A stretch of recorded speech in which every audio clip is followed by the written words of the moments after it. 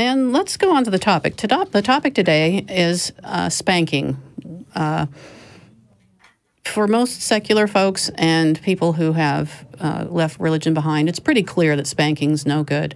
But we still have to deal with folks who walk up to us and say, oh, I was spanked and that's not a problem. I turned out okay, that sort of thing. Or people who spank anyway, and I have a story to tell on myself eventually here. But if you look at the data, just look at the data, it's absolutely, clearly, undeniably the worst thing you can do for parenting. I have a list of 60-something organizations that have to do with parenting and taking care of people and violence and families and human rights that all say that spanking is something that should be put to bed, absolutely not done. That's pretty substantial. And then more specifically, I have a couple of articles, and I just love the title of this one. The spanking debate is over. It's over. Spanking loses, period. So why do people keep spanking?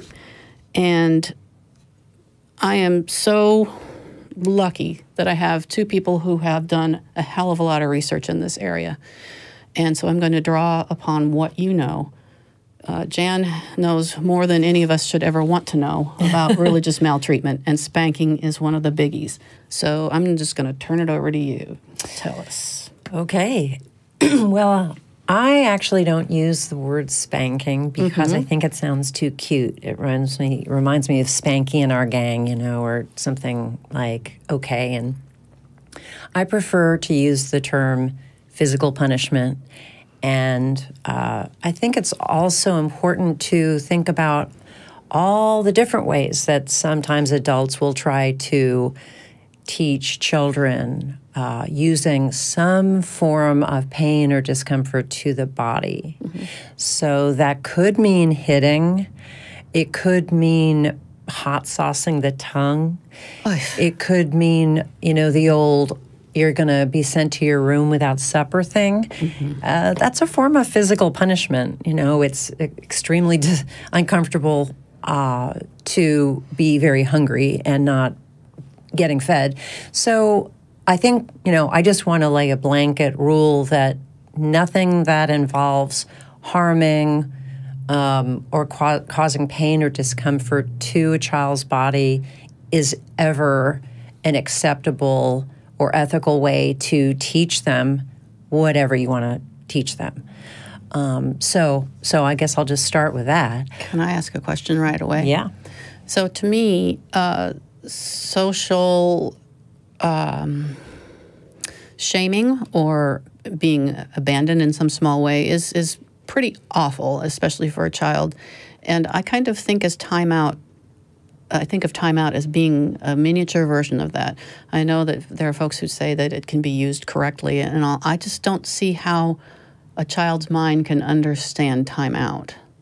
I think, Dale, correct me if I'm wrong about this, but my understanding is that child psychologists are really moving away from this idea of timeouts as being effective or compassionate ways of educating children about behavior.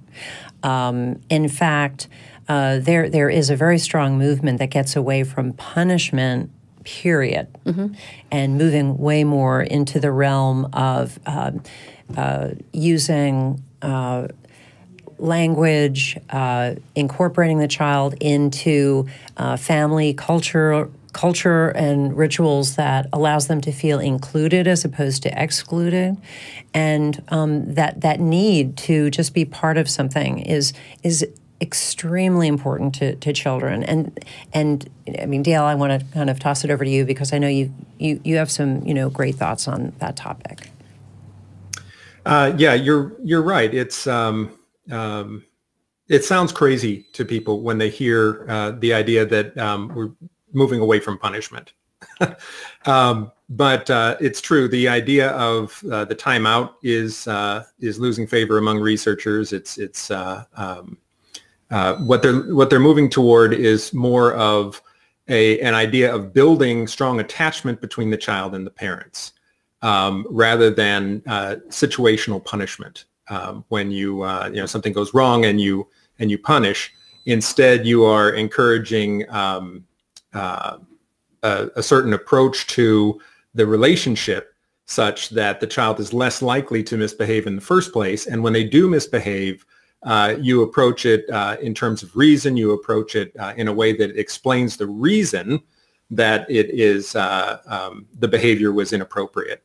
And if a child is properly attached, attachment parenting is what I'm referring to the parent, they're more likely to want to please the parent and therefore not require active punishment. Thank you. Yeah. And I think it's also moving towards just a more positive approach towards communication. So, for example, a child is holding a cup that's very full. There's a big difference between saying to a small child, don't spill that, and let's hold it firmly because we don't want the water to come out. So it's giving them something positive to think about doing to improve the situation, as opposed to warning them, this is a bad thing, don't do this. It's way more helpful to a child who really does want to figure out the best way to do things, to instruct them in that way.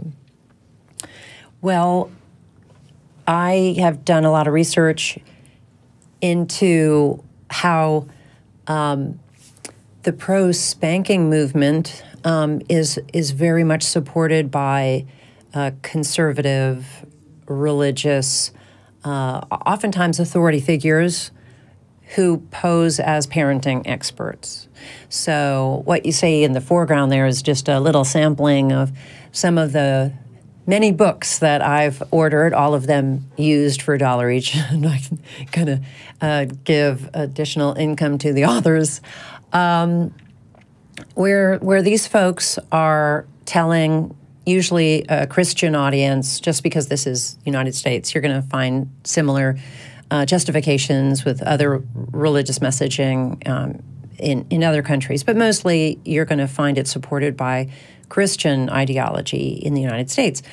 And it's very much supported by this idea of sinfulness in children.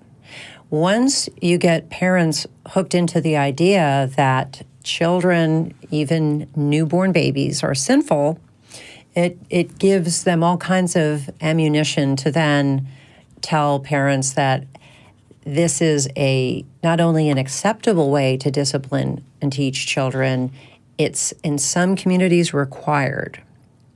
So in my book, Breaking Their Will, I looked at how this manifests itself in all kinds of religious communities in the U.S.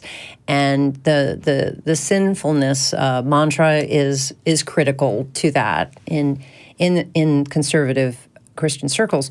What I thought I'd do is just read you a few quotes that I've gathered from some of these books, and I know Dale's going to add to this. So one of the books I have here is written by a guy named J. Richard Fugate in What the Bible Says About Child Training. And you'll hear the word training come up very often in some of these books. And mind you, some of the ones I'm going to be talking about, were published in the 70s, 80s, sometimes 90s. I think that Christian communities are getting away from this idea of child sinfulness and beating children because the Bible says you should and things like that. It's not quite as crude today, is my understanding, but yet it is still justified in ways that are sort of disguised as being loving. So they get to it either way. What Richard Fugate says is a child need not be taught how to lie, to be selfish, or to do wrong. These things come naturally. Every sweet, innocent, cuddly baby possesses within his flesh the constant temptation to fulfill the strong desire of sin. Oh, God. Then you have a guy named John Rosemond, who is very popular and wrote a series of Christian parenting books and columns. In his book, Parenting by the Book, Biblical Wisdom for Raising Your Child, he writes, "Grandma knew that every child came into the world bearing a nature that was already corrupt, depraved, that each and every child was a natural-born criminal, and that to steer the little criminal in a pro-social direction required a combination of powerful love and powerful discipline." Rosemond goes on to refer to a crying and demanding child as, quote, the spawn of Satan. Yikes. Most people, I think, are familiar with Focus on the Family, which was started by a psychologist named James Dobson, hugely popular. He has just a huge enterprise of products and podcasts and all kinds of things. And I don't know what he's doing these days, but I know that he has made a ton of money from laughing to the bank his teachings. Yeah. In his first edition of Dare to Discipline, this is a few decades old, but he wrote he wrote that the pain that is used, and a lot of these writers will focus on the need for physical punishment to be painful. If there is no pain, they will blame parents for just being the weakest, poorest parents. And so he talks about the use of pain to punish a rebellious child is a, quote, marvelous purifier. So again, getting back to this idea of we want to use physical punishment to purify a child, to rid the child of sin, because you're being a good parent and a righteous parent by opening up that pathway towards being saved or making it to heaven after they die. I mean, this is a very serious thing in certain Christian communities. I'll just get out a few more here. Another Dobson quote, which is from his book, The New Strong-Willed Child. He maintains that children are, quote, naturally inclined toward rebellion, selfishness, dishonesty, aggression, exploitation, and greed. They don't have to be taught these behaviors. They are natural expressions of their humanness. And then finally, we've got a guy named Jack Hyles. This guy was a real winner. He would find this quote in the Bible, I believe it's in Proverbs, that talks about that sinful people need to be whipped and that it needs to leave marks on the body. Damn. And so he wrote, "Blows that hurt cleanse away evil, as do stripes the inner depths of the heart. The parent who disciplines cleanses the child from evil character and inward sin. Sometimes spanking should leave stripes on the child." So you can see how, this, and these are people that usually have run a church, who are considered to be religious authorities. So they carry some of the God weight. I'll just point out this lovely tome, small tome, To Train Up a Child. This is hugely popular, especially in homeschooling communities, written by Michael and Debbie Pearl. And he's a pastor, got into a whole lot of trouble when he was promoting. I mean, he, like a lot of these people, will go into detail, literally, how do you whip a child or beat a child or hit a child. And 3 children that I'm aware of have died at the hands of parents who were following his teachings, where they found his books in their home after they were carted off to jail. I also want to point out that there is a series of books called Baby Wise. And you won't think that they have any kind of religious infusion in them, but they're nicely put together. They are hugely popular. Baby Wise series, it was started by a guy named Gary Ezzo, Ezzo. Well, when I looked into him a little bit, I found out that he has a whole nother line of Christian books. So he understood that to market this in a broader way, he needed to have these appear as secular books. But the roots of this come from his version of Christianity. And finally, we're probably not ready for our special guest yet. I wanted to get the caller. Okay, too, that's real waiting. good. So I'll go to these two books when we have a special guest today, and I'll introduce her a little bit later in a few minutes. But I'll wait on these then for when we have Beth and Anita joining us. Right on.